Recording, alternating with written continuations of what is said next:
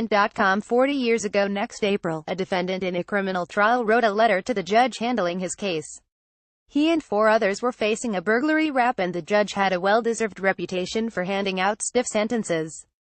The defendant wanted the judge to understand the pressures he was under, and also to understand that he had no intention of taking the rap alone.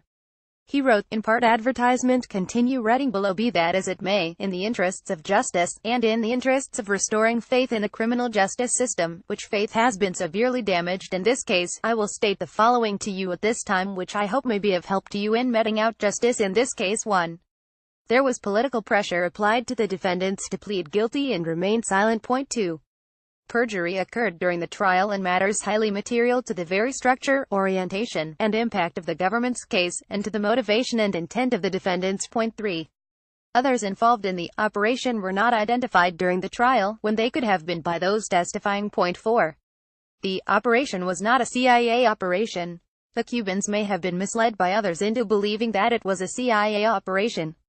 I know for a fact that it was not. 5. Some statements were unfortunately made by a witness which left the court with the impression that he was stating untruths, or withholding facts of his knowledge, when in fact only honest errors of memory were involved. 6. My motivations were different than those of the others involved, but were not limited to, or simply those offered in my defense during the trial. This is no fault of my attorneys, but of the circumstances under which we had to prepare my defense. The judge was John Sirica. The defendant was a security consultant named James McCord, who worked for the committee to re-elect President Richard Nixon. He went to jail. Ultimately, he did not go alone. Advertisement continue reading below. I mention this because it's helpful to remind everyone that, in our current context, you really don't know whence the first crack in the wall will come. McCord was the first crack in Watergate because he had no intention of carrying the full weight of other people's crimes. This is generally how it happens.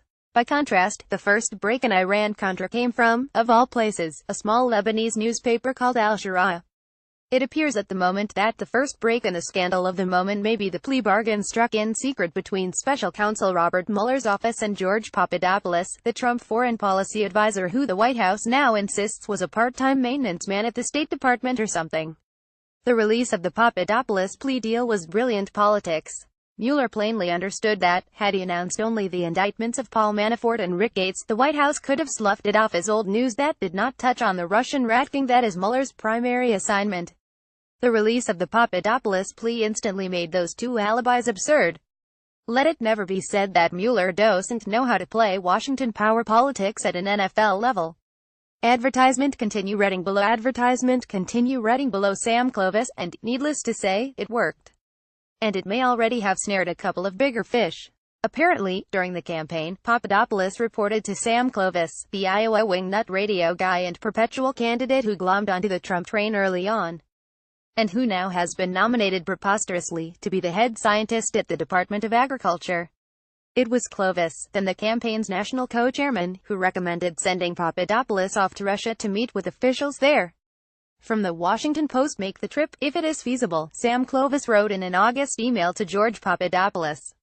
The email, included in court papers unsealed Monday, shows how an otherwise low-profile advisor has become a focus of the federal probe into possible coordination between the Trump campaign and the Kremlin.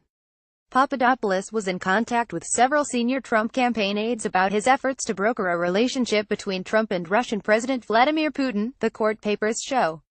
In addition to Clovis, who now serves as senior White House advisor to the U.S. Department of Agriculture, Papadopoulos wrote to campaign manager Corey Lewandowski and campaign chairman Paul Manafort, the newly released documents show.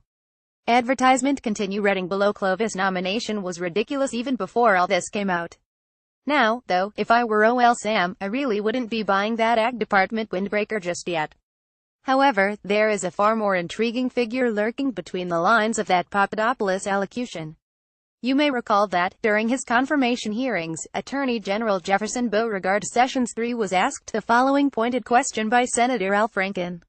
Major HT to The Intercept's Marcy Wheeler for catching this one first. Advertisement continue reading below. Advertisement continue reading below. If there is any evidence that anyone affiliated with the Trump campaign communicated with the Russian government in the course of this campaign, what will you do? Senator Franken? I'm not aware of any of those activities, Sessions responded. I have been called a surrogate at a time or two in that campaign, and I did not have communications with the Russians, and I'm unable to comment on it, as Wheeler points out, and as we now have learned from the statement given to Mueller by Papadopoulos. Sessions sat in on a campaign confab at which Papadopoulos explained in detail the offer made to him by various Russian officials to provide dirt of Hillary Clinton. Read Franken's question again. Yeah, I see it, too. George Papadopoulos clearly is not planning to go down for this alone. He's already written his letter to the judge. Respond to this post on the Esquire Politics Facebook page.